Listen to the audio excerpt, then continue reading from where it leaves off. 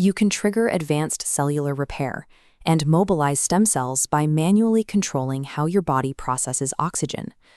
To achieve this, we use 3 non-pharmacological protocols that utilize the Hyperoxic Hypoxic paradox, or HHP. This chart tracks blood oxygen over time. Your cellular machinery reacts to the rate of change in oxygen, rather than absolute levels. This rapid relative drop tricks the body into stabilizing the protein HIF-1 alpha, driving the repair cascade. By manually creating this steep drop in oxygen, we can force the body's regenerative systems to turn on at will. Voluntary apnea is the most accessible method for overriding the respiratory drive, because it requires no specialized equipment to perform. You must be seated or lying down before beginning.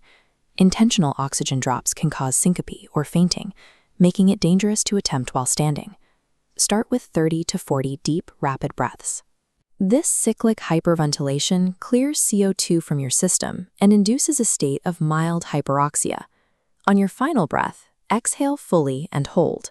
This prolonged breath hold is deliberately designed to drag blood oxygen saturation, or SpO2, down significantly, often reaching levels below 85%. You will eventually experience a gasp reflex. This uncomfortable sensation is the specific biological signal required to stabilize repair factors. Once that reflex kicks in, take a 15-second recovery breath to conclude the cycle. Crashing the system from full oxygen saturation to a hypoxic state stabilizes HIF-1 alpha without the damage associated with chronic, long-term low oxygen. For those with access to an altitude simulator, intermittent hypoxic hyperoxic training, or IHHT, offers the most direct and measurable control over these oxygen swings. First, you will program the machine to deliver hypoxic air at 9 to 16% oxygen for 3 to 5 minutes. You will follow this immediately with a switch to hyperoxic air, containing 30 to 40% oxygen, for another 3 to 5 minutes. Repeat this alternating cycle for a total session time of 45 to 60 minutes. This massive mechanical swing in oxygen levels maximizes the rapid, immediate mobilization of stem cells throughout your entire cardiovascular system. IIHHT produces high levels of vascular endothelial growth factor, or VEGF, while avoiding the oxidative stress caused by continuous hypoxia.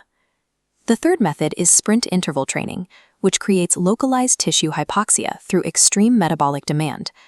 A common application is the Wingate protocol, 4 to 6 rounds of 30-second maximal effort sprints on a stationary bike. Standard aerobic jogging does not provide the oxygen debt needed for this pathway, especially for individuals with a low resting heart rate. The effort must be an all-out anaerobic burst to severely outpace the body's ability to deliver oxygen to the muscles. Following the sprint, move directly into 4 minutes of active recovery. The heavy panting during this recovery period is the mechanism that floods the depleted tissue with oxygen.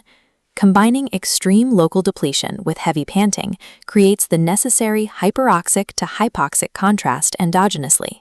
You have now seen the protocols for 3 distinct methods of manipulating oxygen availability.